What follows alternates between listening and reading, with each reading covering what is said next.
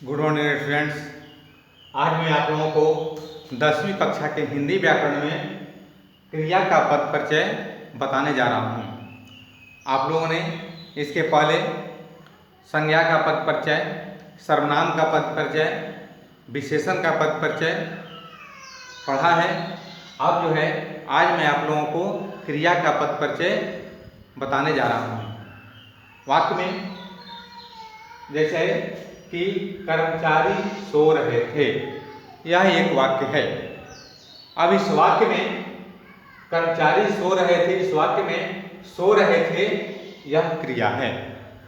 अब इस क्रिया का परिचय हमें देना है कि तो परिचय देना होगा तो सबसे पहले हम लिखेंगे कि यह क्रिया है। कौन सी क्रिया है? तो अकर्मक क्रिया है, अपूर्ण भूत में है, पुल्लिंग है, बहुवचन है, कर्तृवाच्य है, कर्मचारी कर्ता की क्रिया है। तो इस क्रिया का परिचय देने के लिए हमें इतनी बातें बतानी पड़ती है कि क्रिया है तो कौन सी क्रिया है। क्रिया के दो भेद होते हैं, कर्मक सकर्मक। तो इस वाक्य में यह अकर्मक क्रिया है। उसके बाद काल है तो कौन सा काल है? तो अपूर्ण भूत काल है। लिंग बताना है तो यह पुल्लिंग है, क्योंकि कर्मचारी पुल्लिंग है तो क्रिया भी पुल्लिंग हो गई है। उसके बाद वचन देखना है तो यह कर्मचारी सो रहे हैं, इसमें बहुत सारे कर्मचारी हैं तो बहुवचन है। कर्तृवाच्य की क्रिया है कि इस वाक्य में कर्ता की प्रधानता है और कर्मचारी कर्ता की क्रिया है सो रहे हैं, सो रहे थे। अब दूसरा वाक्य है नयन तारा मिहिर को पत्र लिख रही थी। नयन तारा मिहिर को पत्र लिख रही थी, तो इसमें नयन तारा जो है कर्ता है और मिहिर को पत्र लिख रही थी, तो यहाँ लिख रही थी क्रिया है, तो लिख रही थी क्रिया है तो इसका हमें पद परिचय करना है।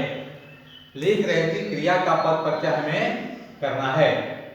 तो इसका परिचय देते हुए बताएंगे यह क्रिया है, सकर्मक क्रिया है, इसलिए कि पत्र लिख रही है तो पत्र इसमें कर्म है तो यह सकर्मक क्रिया है।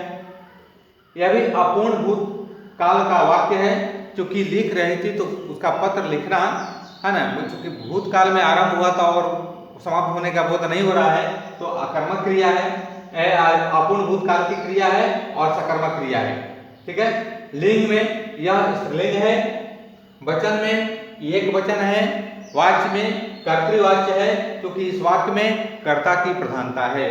और यह क्रिया, इस क्रिया का संबंध किसके साथ है? तो नयन तारा के साथ है, अर्थात नयन तारा कर्ता की क्रिया है, लिख रही थी।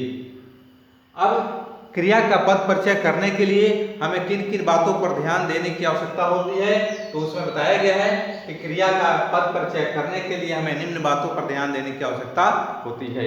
वे हैं जैसे क्रिया, तो क्रिया का भेद हमको लिखना होगा कि क्रिया अकर्मक है तो अकर्मक लिखेंगे, सकर्मक है तो सकर्मक लिखेंगे। उसके बाद काल, काल लिखेंगे तो काल में वो भूतकाल है, वर्तमान काल है, भविष्य काल है। जिस काल का वह वाक्य होगा, जिस काल की वह क्रिया होगी, उस काल को हम यहाँ लिखेंगे। उसके बाद लिंग लिखेंगे, लिंग में वह स्त्रीलिंग है कि पुल्लिंग है, इसको ध्यान में रखते हुए हम इसको लिखेंगे।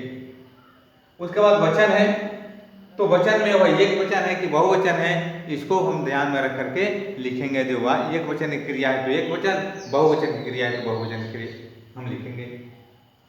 अब वाच्य देखना है कि उस वाक्य में है ना किसकी प्रधानता है, कौन सा वाच्य है, उसमें कर्ता की प्रधानता है तो कर्मवाच्य लिखेंगे, कर्म की प्रधानता है तो कर्मवाच्य लिखेंगे और भाव की प्रधानता है तो भाववाच्य लिखेंगे।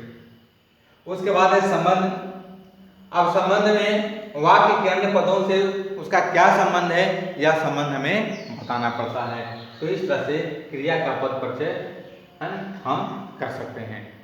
आगे मैं आप लोगों को क्रिया विशेषण का पद परिचय बताऊंगा।